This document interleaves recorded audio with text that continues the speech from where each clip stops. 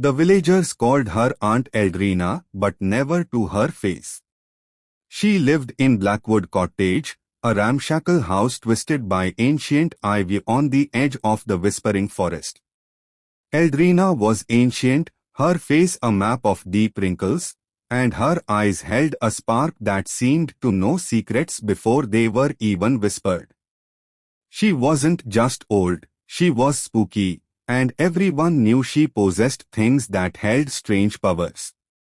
Her cottage was filled with these magical items.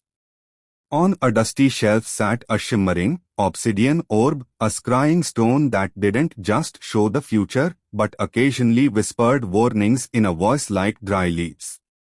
Hanging over her crackling hearth was a collection of 3 bronze bells.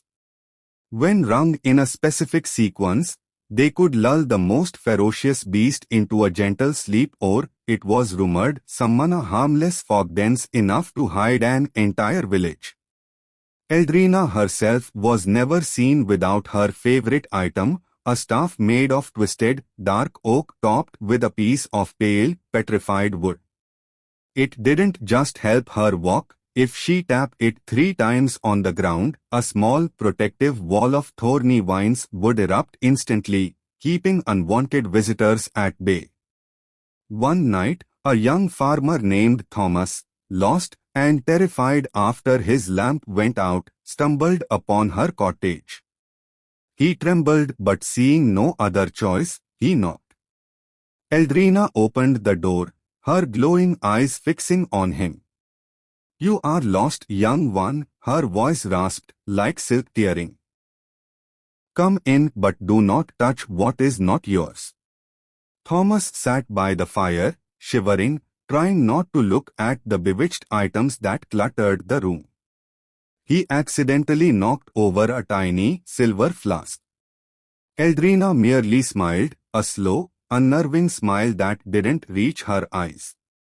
"That," she said, pointing a long, bony finger, "holds the breath of the winter wine. It causes a chill that lasts a lifetime if spilled." Thomas righted the flask, his heart pounding. Eldrina, seeing his fear, took her magical oak staff, gave it a gentle tap, and a steaming mug of sweet cider appeared on a small table beside him. "Drink," she commanded. "It holds a touch of the forest's warmth. Now show me your path." She pointed to the obsidian orb. Reluctantly, Thomas peered into its depths, and saw a swirling grey mist clear to show a perfectly lit path leading directly back to his farm. The old woman gave him no directions, only a sharp nod.